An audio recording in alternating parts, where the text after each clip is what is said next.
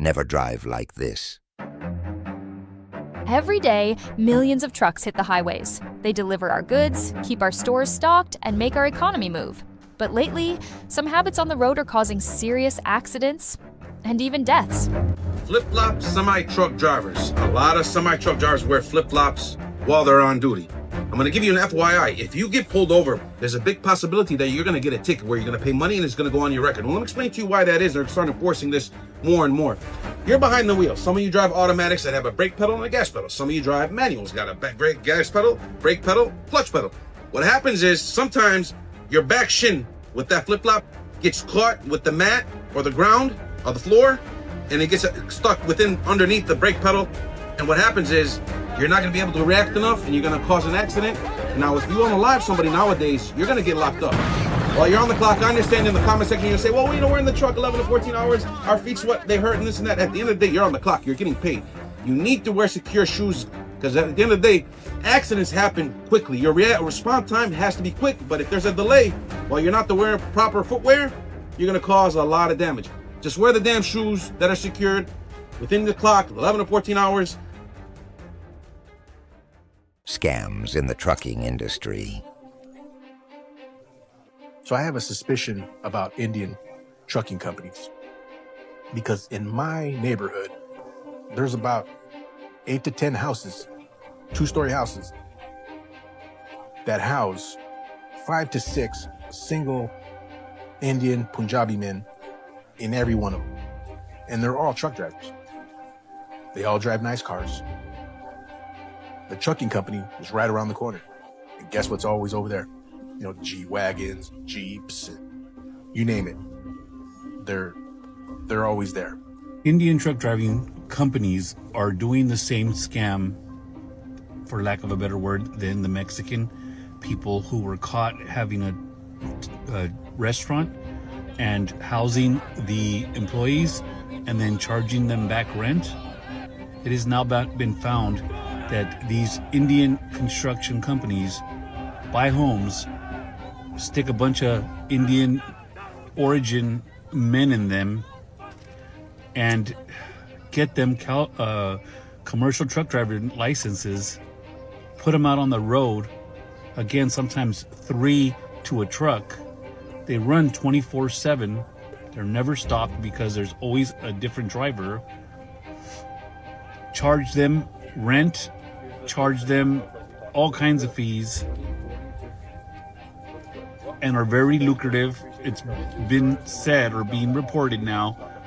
There's G-Wagons, very expensive cars at these trucking companies. We're also hearing that when they get shut down, they just reopen in a different name with a different owner. So they never essentially get shut down. There it is, ladies and gentlemen, right here. Swapping the name out of the companies, DOTs, everything. Right here. Look at this right here. That's the second truck I've done seen pull in here.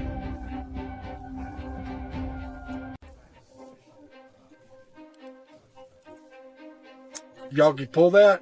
DOT number 3243700. Just throwing it on there. A car pulled up, gave it to him. Well, it was a white truck pulled up and gave it to him. That's the second truck that's come in here and did that this truck met. What?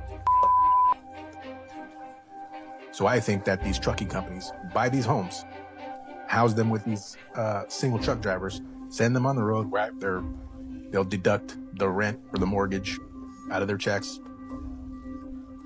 But all these guys, none of them speak English. None of them. Even my next door neighbor, they don't speak a lick of English. Tire is not marked, not for highway use. First tire outside wall, no cut, no damage, no expose code. First tire, thread side, no cut, no damage, no expose code. Thread side should be 1.5 mm all rear tires and 3 mm should be front tires. Between the both tire, no cut, no damage, no expose code. We're also being told that they have individuals, because, not to sound crazy, but a lot of them look alike and they wear the turban. There's individuals who take tests for others, and that's why drivers are able to get licensed even though they don't speak a lick of English. It starts in training yards like this one. Yeah, I'm looking to get my license. We come with hidden cameras after hearing we might be offered some shortcuts. When can I start? Today? Proper training can cost more than $10,000, but here they're charging half that. 4,500. Yeah, with the 2 drives. In 4,000, 2-time road test is included. And in communities where these individuals are housed, neighbors will tell you nobody in that house speaks one word of English. How did they pass the test? Was the test given in their language? How did they pass the behind the wheel? How did they go to the trucking school and learn how to drive these trucks? They didn't. They were given the basics and they were put on the road in these missiles that sometimes are 90 to 100,000 pounds going at obscene speeds. This is a lot bigger than we anticipated. And because of the inflection point of the U-turn, more of this is coming about. We have to keep spreading this news and getting it out there in hopes that it all gets shut down. Popular foreign truck driver scam.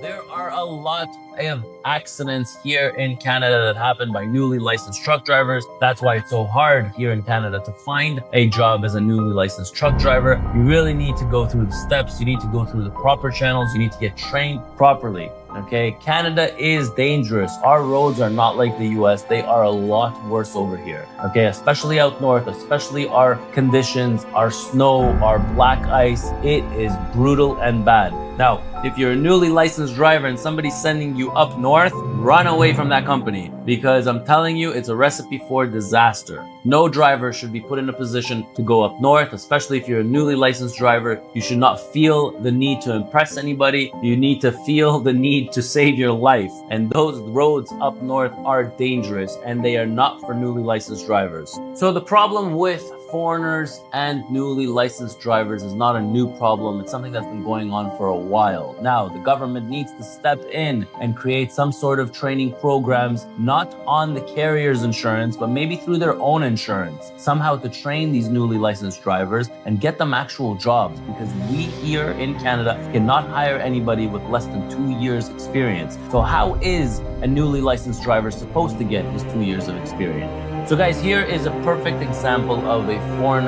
truck driver scheme.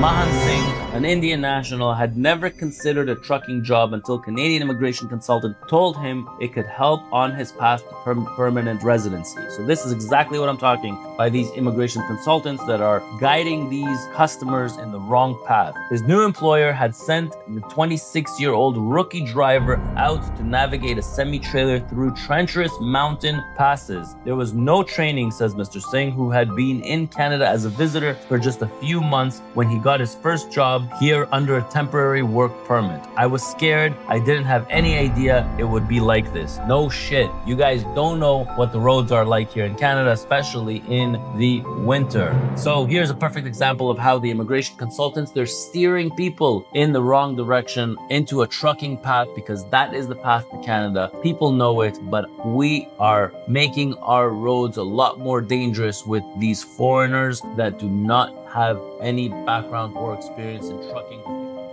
Let us know what you think about the trucking industry. Do you feel safe sharing the road with big rigs? Have you seen drivers taking risks that made you nervous? Remember, Canada is watching and reading, so leave your comments below, whether you're a trucker or a driver just trying to stay safe out there. Smash that like button and subscribe to Toronto Unfiltered.